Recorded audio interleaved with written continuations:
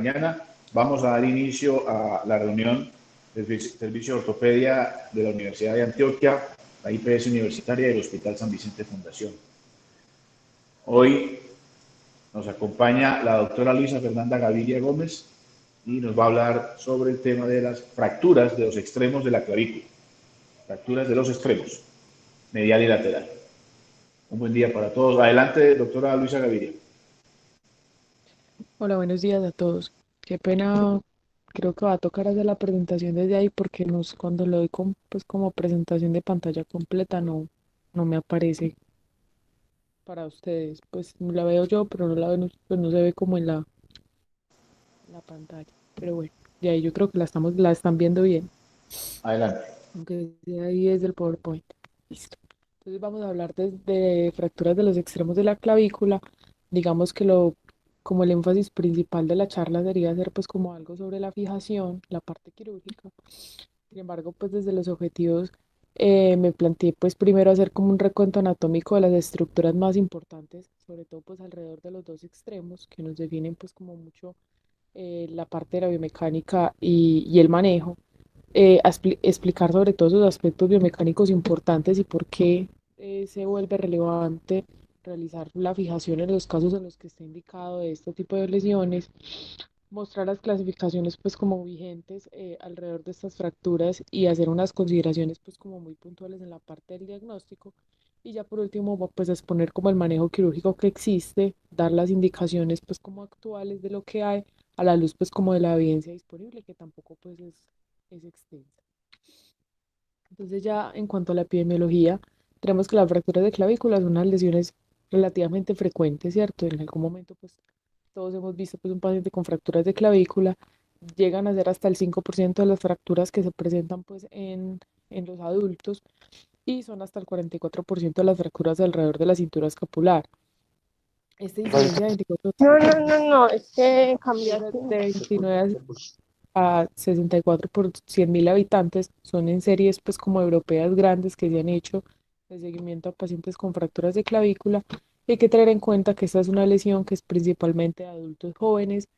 por debajo de los 40 años y están dadas generalmente o en el contexto de accidentes de tránsito o en el contexto deportivo, sobre todo los pacientes que practican deportes como rugby, en el ciclismo, en el fútbol, donde hay pues como contacto pues o caída. En cuanto a la distribución por segmentos, de lejos todos sabemos que el tercio medio pues son la mayoría de las lesiones, siendo casi más del 80% de las mismas, seguidos por el tercio lateral y por último el tercio proximal, que son menos del 3%, haciéndola pues una fractura que es, digamos que rara o poco común de ver. Entonces, lo primero en cuanto a las consideraciones anatómicas, saber que la clavícula, siendo el primer hueso pues en osificar en el cuerpo, en la parte pues embrionaria a las 5 semanas ya se ve pues como el esbozo de la clavícula, pero también tiene el último núcleo de osificación del cuerpo. Esto es el núcleo medial, o sea, en relación pues como en la parte esternoclavicular, de la articulación esternoclavicular. Y esto es importante porque esto también nos habla de que pueden haber lesiones fisiales en los adultos jóvenes y no son raras, ¿cierto? Pues, los estudios o las series generalmente dicen que se cierra entre los 20 y los 22 años. Sin embargo, estudios de antropología grandes, y traigo pues aquí como en la referencia, es un estudio que se hizo incluso acá en la universidad, acá en Colombia, estudios de antropología grandes, han mostrado que incluso hay pacientes que cierran pues la fisis de la clavícula hasta los 29 años. Entonces no es raro encontrar adultos jóvenes que puedan tener lesiones fisiales de la clavícula proximal, pues un tipo de fracturas, inclusive teniendo pues mucho más de 20 años. Ya en cuanto esto, el problema es, espérame un momentico. En cuanto a la parte pues ya como anatomía como tal, pues tengo acá esta imagen primero que es la de la fascia del tetrapezoidea. La clavícula como tal es un hueso, que es un hueso tubular que se ensancha en sus dos extremos, tanto proximal como distal, y tiene unas inserciones musculares importantes que ya vamos a ver, pero por encima de esto mostrarles lo que es la fascia del tetrapezoidea, que sobre todo para la parte distal es un estabilizador estático importante que hay que tener en cuenta cuando se rompe, sobre todo cuando hay, pues digamos que tiene estabilidad en todos los planos, pero en la parte vertical puede tener una importancia grande cuando se rompe porque se tiene que reparar. Y en el caso de que esto no se tenga en cuenta, pues las lesiones y la inestabilidad, sobre todo en el extremo distal, pueden seguir siendo importantes. Y ya cuanto a la parte muscular como tal, entonces tenemos pues como en la parte de la anatomía que estas inserciones musculares son las que nos hacen las fuerzas deformantes y que por el derecho pueden también proteger y hacer que sobre todo las fracturas en ambos extremos, por eso sean menos comunes que las fracturas de la diáfisis. En la diáfisis prácticamente el hueso está como denudado y no tiene mayores inserciones musculares, orígenes musculares que la hacen mucho más débil, la hacen pues que aparte de eso pues tenga menos circulación y por eso se fractura un poco más, incluso tiene tasas más altas de no unión. Al contrario de sus extremos, tenemos que en el extremo proximal, digamos que los orígenes de inserciones más importantes son las del músculo esternocleidomastoideo, que es el que hace que ese fragmento, la parte medial siempre se desplace supromedialmente cuando tenemos unas fracturas, sobre todo en el tercio medio, y esa relación anatómica importante. Y en la parte más distal está la parte del deltoides y el trapecio, que son los que desplazan el segmento dependiendo de la, de la lesión, teniendo en cuenta si se rompe o no la fascia, si se puede discurrir hacia superior, que es en la mayoría de los casos, e incluso hacia inferior en casos pues, mucho más raros. En cuanto a las relaciones anatómicas importantes, eh, tener en cuenta, todos sabemos pues que detrás de la clavícula hay estructuras importantes y estructuras vasculares y nerviosas, pero hay una cosa muy siempre a tener en cuanto a los extremos y es que en la parte más proximal, tanto las fracturas como las luxaciones, siempre hay la relación grande acá es el mediastino y el pulmón. Entonces, digamos que una lesión de estas nunca se nos debe pasar y nunca se nos debe olvidar que hay que revisar pues, que no tenga ninguna lesión asociada, sobre todo en la emergencia de los grandes vasos. Y en cuanto a la parte del extremo distal, aunque ya digamos que está un poco más lejos de las lesiones grandes, el desplazamiento de la fractura que queda hacia la diáfisis, o sea, el fragmento proximal, sí puede tener repercusiones, sobre todo en la emergencia del paquete subclavio en el plexo, cuando hay unos desplazamientos muy importantes, sobre todo hacia la parte posterior, que es raro, pero se puede ocurrir. También otra cosa que hay que tener en cuenta es la relevancia de las relaciones íntimas, y es que hay estudios, pues hay estudios cadavéricos importantes y grandes, donde han revisado que la fijación hacia el tercio medio, o sea, cuando podemos fijar incluso desde los extremos, sabemos que nos tenemos que extender hacia la diáfisis, sea desde la parte medial o lateral, para la fijación, pues, por ejemplo, de las placas, se ha visto que cuando un tornillo queda prominente, y hablan de prominentes que se le pueda tocar al menos un paso de rosca, ¿cierto? Completo, en estudios se muestra que después de llegar a los 90 grados de abducción, ese paso de rosca puede hacer contacto con alguno de los vasos importantes clavios. Entonces, eso es completamente relevante en el sentido de que pues no deben quedar como tornillos prominentes hasta la diáfisis y que incluso con el movimiento hasta más del 20%, con movimientos repetitivos podría tener pues como una lesión arterial o venosa pues en este caso. Y otra parte muy importante acá entonces ya de la anatomía y es la parte de la parte ligamentaria, pues ligamentaria. Aquí es donde nos detenemos, pues porque esto es lo que generalmente se lesiona en este tipo de fracturas, para que se den las fracturas desplazadas en estable, pues generalmente hay lesiones capsuloligamentarias que hay que reparar o hay que tener en cuenta, al menos para el tipo de fijación que vayamos a hacer. En cuanto a la parte esternoclavicular, tenemos que hay ligamentos, son ligamentos mucho más fuertes, es una cápsula mucho más grande, mucho más, que tiene unos refuerzos importantes y que pues cuando se rompe en realidad son lesiones, nos hablan de que sí hay lesiones de alta energía, porque son pues refuerzos ligamentarios muy fuertes. Tenemos que hay, pues principalmente por encima donde vemos el uno hay un ligamento que es interclavicular, que une a las dos y da algo de estabilidad. Está la cápsula articular, en el 2 y hay una estructura similar a un menisco, pues entre la relación entre la clavícula y el esternón. Y están los ligamentos esternoclaviculares, que son pues envuelven la cápsula tanto desde su parte anterior, posterior, inferior y superior. Y está el ligamento costoclavicular que vemos acá en el 4, que también es muy importante porque tiene esa estabilidad, sobre todo permite que la clavícula no se desplace, pues no haga grandes desplazamientos. Y cuando la persona pues hay una fractura o una luxación, sobre todo hacia anterior o posterior, generalmente es porque este ligamento se rompe y en términos generales habría que entrar a reparar. Y ya cuanto a a la anatomía en la parte más distal de los ligamentos, tenemos pues que la articulación acromioclavicular en términos generales pues es parecido a lo que acabo de describir en la parte esternoclavicular, digamos que los ligamentos y los refuerzos capsulares no son tan fuertes, pero también pues tiene una cápsula, tiene una estructura parecida a un menisco y alrededor pues tiene los ligamentos que también recubren desde la parte en sí, 360 grados, tanto anterior, posterior como superior e inferior. Pero acá lo que más nos interesa es la estabilidad distal de la clavícula en el momento en el que tenemos pues como la lesión que vamos a describir y son los ligamentos coracoclaviculares, teniendo en cuenta pues que son el ligamento trapezoideo y el conoideo y desde dónde se da su origen y su inserción. El ligamento trapezoideo más o menos se origina pues o se inserta más hasta 2 centímetros desde el extremo más distal de la clavícula y el conoide hasta 4 centímetros. Eso es, hay que tenerlo en cuenta pues porque cuando uno ve una radiografía uno no está viendo los ligamentos, pero sí uno tiene que hacerse una idea dependiendo de la fractura, más o menos a qué nivel está para saber si tiene pues como un compromiso de estos ligamentos, si pronto tiene que pensar en hacer algún tipo de reparación o definitivamente está pues más medial a ellos. Ya en cuanto a los aspectos biomecánicos, la clavícula como tal es un hueso que conecta, todos sabemos que conecta pues como pues el tórax o con pues con el esqueleto y pues el miembro superior y funciona pues como un pivote central, tiene movilidad, ¿cierto? Puede alcanzar pues como elevaciones cuando se hace abducción del hombro hasta de 45 grados ayudando al movimiento, tiene también algo de movimiento entre la parte anteroposterior, sobre todo cuando tiramos, pues también cuando movemos el hombro, incluso hacia atrás o hacia adelante, la clavícula se puede mover. Y lo otro es que también interfiere, pues, o hace parte, pues, como de la cinemática de la cintura escapular, con el ritmo escapulohumeral normal, con los movimientos de la escápula. Entonces sabemos que dentro de todo, desde la aducción hasta llegar a los 180 grados de abducción,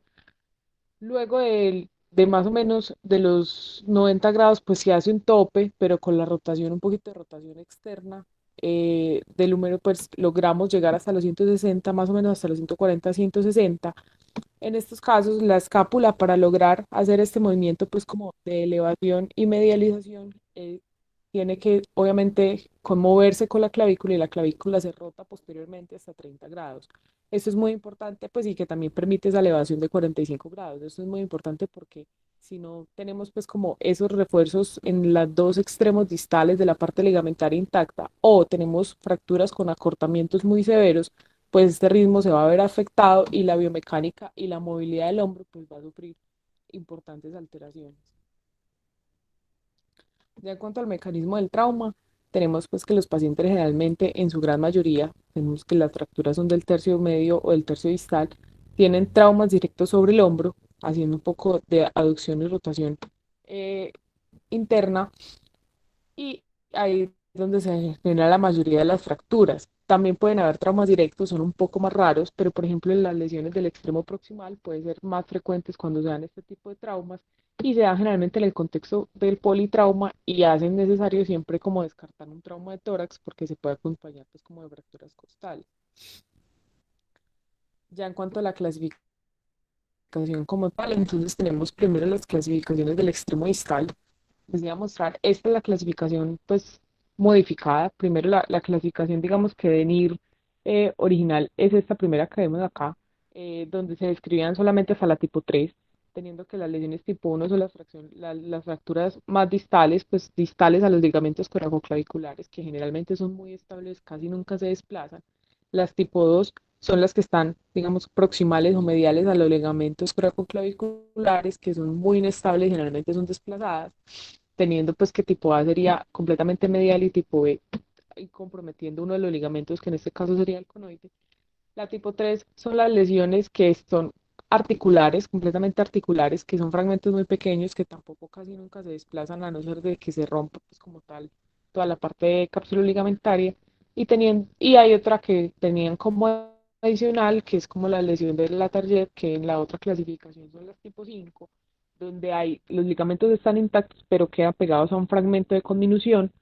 que la hacen muy inestable y generalmente cursan pues con un desplazamiento importante. Como tenemos acá en ese cuadrito, posteriormente esa clasificación ha sido modificada por Frey y agrega pues que hay un tipo 4 agregando las lesiones fisiarias en los pacientes con inmadurez esquelética y las tipo 5 como habíamos dicho que es la misma lesión de la tarjeta que ya se había descrito previamente.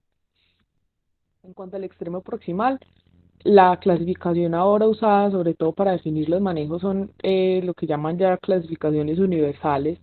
donde primero pues eso es la clasificación que llaman de Edimburgo, donde simplemente se describen si es una lesión desplazada o no desplazada, y cada una si es articular o extraarticular, independientemente del grado de conminución, teniendo en cuenta que las fracturas que tienen desplazamiento hablan de que hay un nivel de inestabilidad importante y sobre todo cuando son articulares, pues de que hay un daño capsuloligamentario asociado que probablemente haya que reparar. La evaluación clínica, pues no hay tanto que decir en este caso, digamos que suelen ser lesiones evidentes, pues pueden pasarse, sobre todo en los pacientes politraumatizados cuando tienen otras cosas más graves, pero digamos que en términos generales las fracturas de clavícula suelen ser evidentes y sobre todo si son de los extremos distales y son desplazadas, pues por siendo un hueso subcutáneo, pues con pobre cobertura cutánea, pues realmente uno logra ver pues los desplazamientos o al menos el hematoma asociado, el hematoma fracturario, pues se logra ver como el edema importante, pero acá lo que hay que resaltar es siempre descartar otras lesiones, pues uno no se, en este tipo de lesiones de los extremos, pensar como simplemente tiene una fractura, pues y ya, y no hay que buscar nada más, pero siempre hay que buscar lesiones en el tórax y alrededor del hombro, pensarlas y buscarlas. Y lo otro es la evaluación neurovascular, que nunca se nos puede pasar en la evaluación clínica inicial, esto principalmente pues para los que atienden, sobre todo van a atender el manejo inicial del paciente, porque pues uno puede ver una simple fractura de clavícula, pero como vimos ahorita hay relaciones vasculonerviosas muy importantes que tienen que describirse desde el ingreso al paciente de urgencia. En cuanto a la parte radiológica, no hay pues simplemente la radiografía de clavícula, la P, pero cuando hablábamos, lo que les decía, las lesiones asociadas al extremo distal sobre todo, pues una serie de hombro nunca sobra, siempre hay una asociación grande con otras lesiones, sobre todo con la parte de la escápula, pues o las lesiones de la glenoides, y hay que documentar que no tengan otro tipo de lesiones que requieran fijación o requieran un manejo adicional. Entonces la serie de hombro pues siempre debería haber incluida. Lo otro son las proyecciones adicionales, como pues las versiones, por ejemplo, cefálicas a 40 o 45 grados, donde uno puede ver definitivamente el real grado de desplazamiento que cursa con la fractura, sobre todo en la parte distal, que nos ayuda mucho a definir cuál manejo vamos a hacer dependiendo de ese desplazamiento. Y lo otro, sobre todo ya tomando la parte esternoclavicular, es que, pues como mínimo, si el paciente no estamos en el contexto, por ejemplo, de un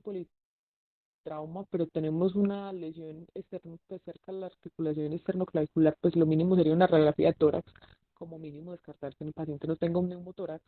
Pero si, por ejemplo, tenemos lesiones que van hacia posterior, o sea, que la clavícula se pasa posterior, pues el mediastino, como ya sabemos, está ahí atrás, la emergencia de los grandes vasos está muy cerca, entonces, pues el TAC de tórax yo creo que es mandatorio y definitivo en las lesiones posteriores para descartar que no haya tanto lesión de grandes vasos, pues puede llegar hasta la parte del esófago o lesiones pulmonares que se nos puedan pasar inadvertidas. Ya entrándonos pues como a la parte del tratamiento, el objetivo de las fracturas es como reconstruir la clavícula dejando no ese soporte rígido para la cintura escapular y que no se nos altere la movilidad del hombro, que no se nos altere ese ritmo escapulomeral del que estábamos hablando ahorita. Y tener en cuenta que aunque en este momento vamos a hablar pues como de la parte quirúrgica, pues siempre serán preferibles los manejos conservadores, no quiere decir que las fracturas de clavícula per se requieran manejo quirúrgico, siendo aún las lesiones de los extremos cuando están desplazadas mucho más inestables, pero son más raras y generalmente muchas de ellas no se desplazan. Entonces, tener en cuenta que siempre será preferible un manejo conservador para este tipo de lesiones, pero en el caso de que no se pueda hacer, entonces hay que hacer el manejo quirúrgico y digamos que hay como indicaciones, casi nunca nada hay absoluta, muy pocas absolutas, pero tener a grandes rasgos, saber que las fracturas desplazadas o inestables son las que vamos a fijar, que en muchos de los casos venían siendo lo mismo, sobre todo en el extremo proximal, ya teniendo la clasificación teniendo en cuenta las clasificaciones de los extremos del extremo distal, ser claros que las NIR2 y las fracturas corminutas o las lesiones de la Target son de eminentemente manejo quirúrgico porque son muy inestables y van a alterar mucho la biomecánica del hombro. Lo otro es, como sabemos, pues ya cuando son fracturas abiertas, si hay un hombro flotante, también esto pues como mirarlo con detenimiento, el hecho de tener dos lesiones del complejo suspensorio del hombro no nos hace igual a manejo quirúrgico, pero pues si hay un grado de desplazamiento que amerite fijación, pues se debe hacer. Entonces por eso siempre hay que buscar lesiones asociadas. Cuando el paciente tiene una lesión neurovascular que requiere reparación, pues también va a requerir osteosíntesis. Y en cuanto a los pacientes politraumatizados, eso es, pues sabemos que hay unos que sí, hay unos que no, pero se ha visto que generalmente les mejora los desenlaces y la rehabilitación. Entonces vamos a entrar primero como a la parte del extremo proximal, a la parte de la fijación. Entonces, antes de definir, bueno, vamos a saber que vamos las fracturas del extremo proximal que estén desplazadas, ya sea anterior o posterior, sean extra o intraarticulares, pues a lo que se sabe es que se deben llevar a fijación, pues deben llevarse a un manejo quirúrgico por el riesgo de lesionar estructuras importantes o de generar inestabilidades crónicas, dolor crónico y pues van unas altas tasas de no unión. ¿Qué pasa con esto? Es que es una lesión rara, pues digamos que no es muy común ver una fractura, no es común ver la luxación, pues las fracturas son aún más raras, por lo que la experiencia es poca, ¿cierto? En el mundo y la evidencia también es poca. Entonces lo que hay es casi todo basado pues como en series de casos de estudios observacionales muy pequeños y recomendaciones de expertos, pero es lo que hay.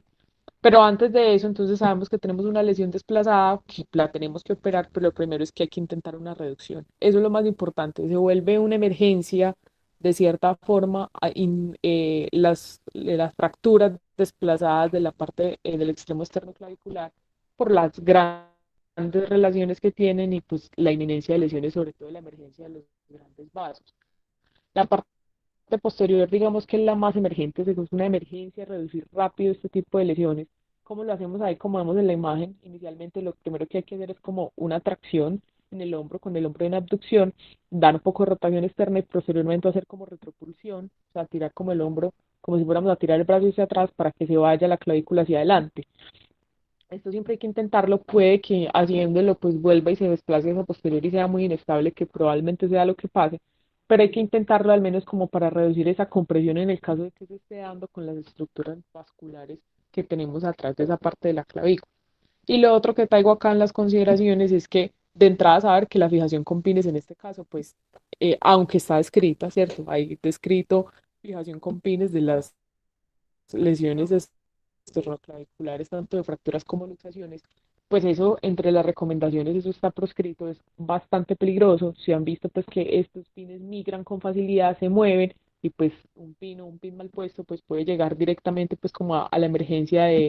por ejemplo, de los troncos brachiocefálicos y pues sería pues como unas lesiones catastróficas por una fijación. Entonces aún cuando la lesión sea muy inestable, incluso en las luxaciones, pues la fijación con pines en este caso no estaría pues como indicada, tenerlo en cuenta de entrada. Ya cuando nos decidimos en que la vamos a operar, entonces lo primero traigo algo muy pequeño del abordaje, no para explicarlo, sino que, por ejemplo, para mí pues no es una lesión común y pues no hay como mucha claridad cómo se debería abordar. Y es esto, pues hacer un abordaje así como curvado, porque se debe entrar directamente al manubrio y siempre se debería exponer la articulación. Las fracturas, incluso siendo extraarticulares, son muy periarticulares. Y para hacer una adecuada fijación, pues uno debe entrar a la articulación, exponerla, reducir y fijar, ¿cierto? Toda esa parte hasta la articulación en el caso de que sean extraarticulares. Y si ya tenemos lesiones intraarticulares, pues nos tendríamos que extender hasta la parte del maniobro external, entonces hay que exponerlo con cuidado, son lesiones pues que se pueden de 3 o 4 centímetros y en el caso de que sean lesiones más grandes se pueden extender hasta donde se necesite, pues hacia la diáfisis de la clavícula y empezar entonces con qué técnicas se han descrito para esto. Traigo esto que es como lo que hay descrito hace más tiempo, ¿cierto? Que es como lo que había o lo que se pensaba que se podía hacer antes. No hay muchos reportes de este tipo de fijaciones ya, porque pues ya hay otras formas de hacerlo, pero lo primero es la placa gancho y las placas de reconstrucción, inclusive usando las de bajo perfil, con un premoldeado, pues como para ponerlas en esa parte de la clavícula, pero ya se ha visto que son muy molestas, o sea, si una placa de estas molesta pues en el extremo distal, pues en la parte proximal sobre el esternón y ese gancho pues debajo del manubrio y todo eso, incluso en la parte ventilatoria del paciente se ha visto que puede generar muchísimo dolor y tiene un porcentaje de fallo muy alto. Entonces, pues ya no es el manejo indicado, lo traigo porque está descrito, incluso hay de la derecha pues es una imagen de un estudio que se hizo pues como local acá en Colombia, Entonces, las pocas lesiones que se tenían se fijaban con esto y a los pacientes pues en realidad les generaba mucho dolor y lo otro, el problema que tiene, por ejemplo, al moldear una placa de reconstrucción es que los fragmentos proximales de las fracturas son muy pequeños y pues la fijación es completamente insuficiente por el número de tornillos que uno puede poner. Entonces, digamos que ya se sabe que esto falla, que no funciona y pues que digamos que hay otras cosas que podemos hacer antes de tener estas opciones que fueron como las primeras descritas. Entonces las placas bloqueadas es lo que se tiene ahora. Se usan tanto para las fracturas extraarticulares como para las fracturas articulares con trazos simples. Las fracturas con minutos, en este caso con una placa, sobre todo pues las articulares con minutos no aplican con este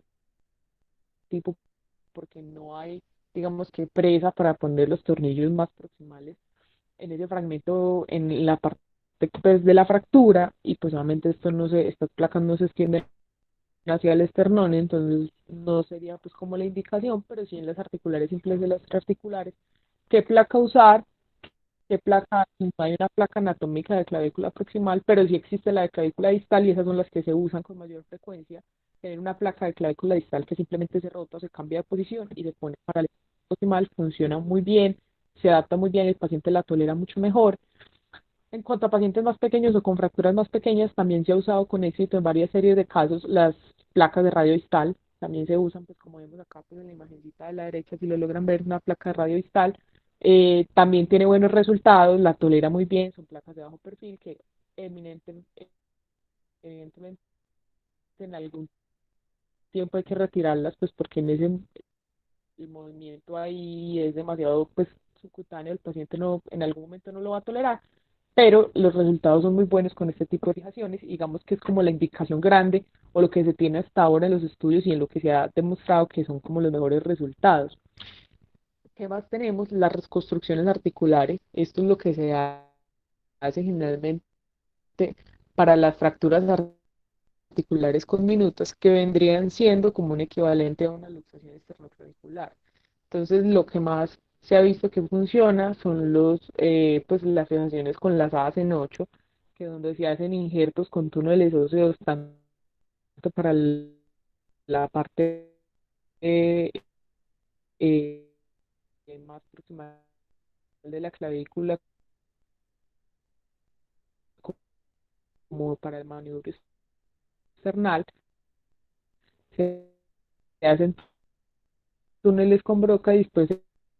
se pasa un injerto,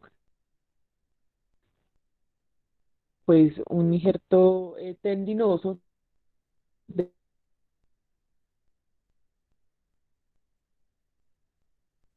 frente a la primera costilla. Es una de las más importantes para evitar esa fuerza deformante que hace, por ejemplo, la fuerza fuerte que hace el esternocleidomastoideo para deformar para mover esa clavícula. Entonces, ese ligamento, pues en lo posible, si se puede reparar primariamente con sutura o con anclajes, se debería hacer. Ya en cuanto a estabilizaciones directamente con sutura, tenemos esto que la indicación principal son para las fracturas fisiarias.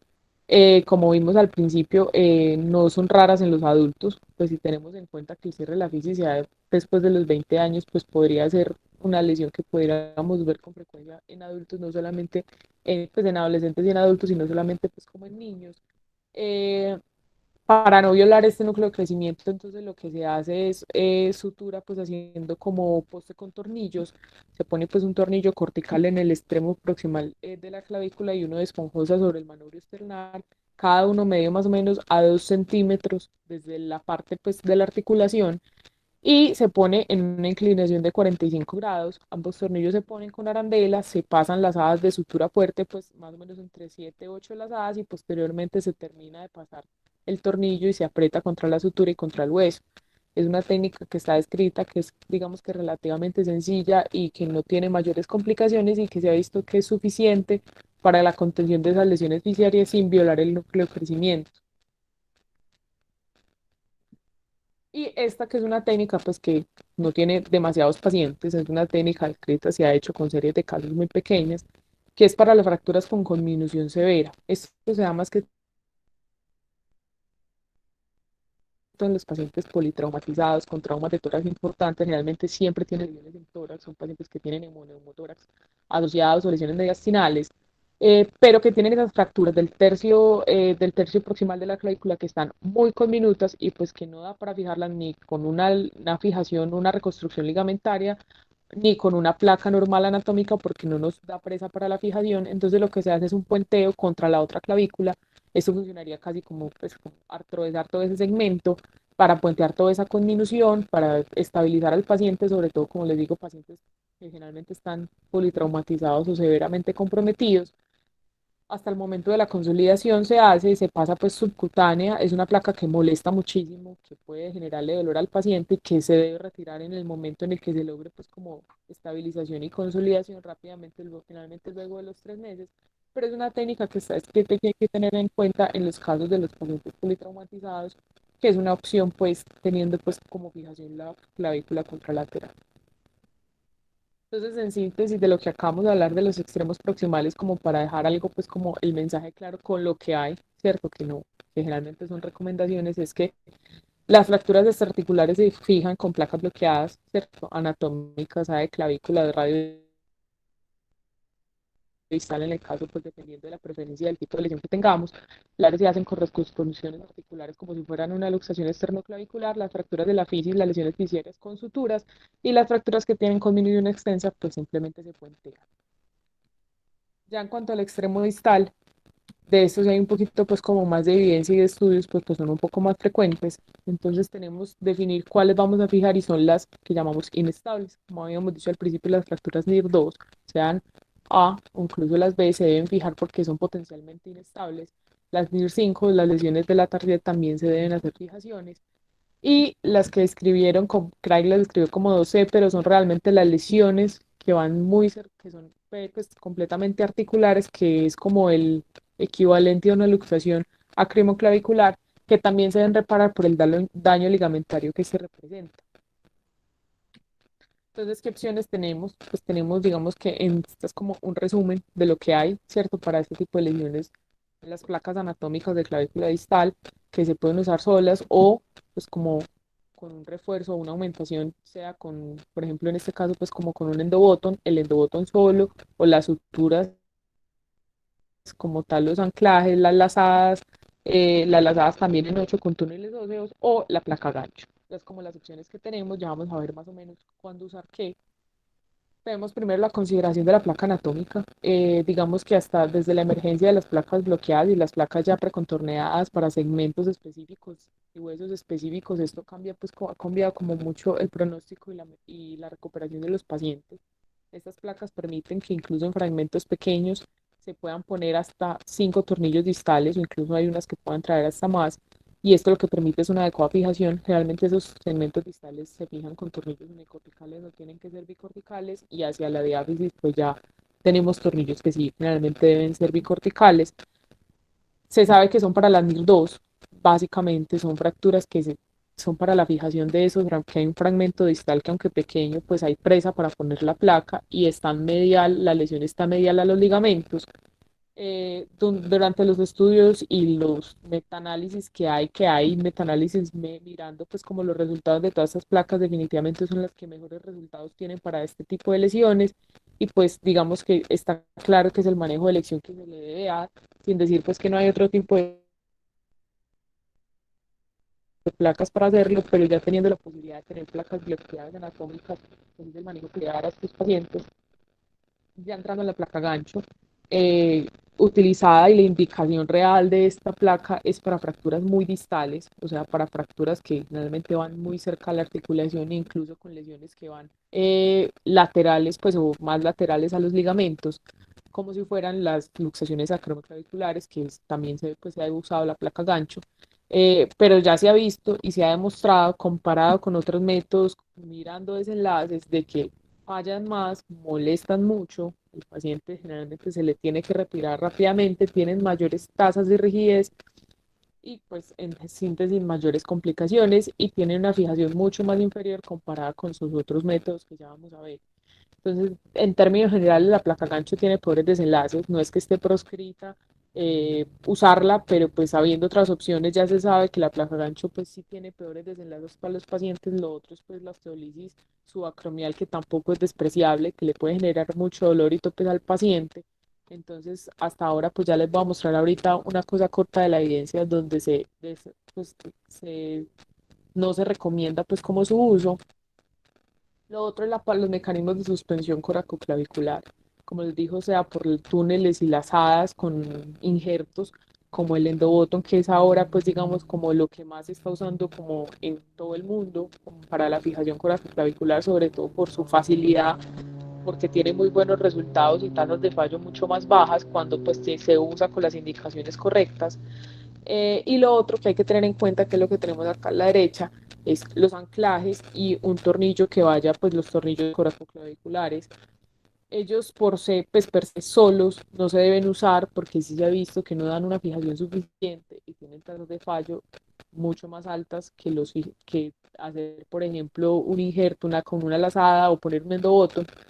pero no están, digamos que de todas formas proscritos usarlos cuando se usa con técnicas pues como de refuerzo, por ejemplo con las placas anatómicas para lesiones, por ejemplo en NIR5, donde hay que hacer una suspensión de los ligamentos, pero también se debe hacer la osteosíntesis del fragmento más distal de la clavícula. Entonces, como con esta técnica de aumentación está descrito utilizar tanto anclajes como el tornillo coracoclavicular, que algunas placas lo pueden tener incluso directamente. Hasta ahora no se ha visto que haya diferencia entre estas técnicas, pues sobre todo hablando del endoboton y la parte de la reconstrucción con ligamentos, pues con injertos y túneles óseos. No hay diferencias entre ellas, está más dado como a las preferencias pues del cirujano y a lo que se haya pues en cuanto a recursos en el momento de operar el paciente. Hay otros métodos, ¿cierto? Descritos hace mucho tiempo, descritos para incluso para lesiones más distales, similares a una luxación acromoclavicular, y están pues es como los cerclajes, los tornillos directos o los pines, pero se ha visto desde hace mucho tiempo que fallan mucho, mucho. El paciente puede tener molestias, incluso complicaciones asociadas,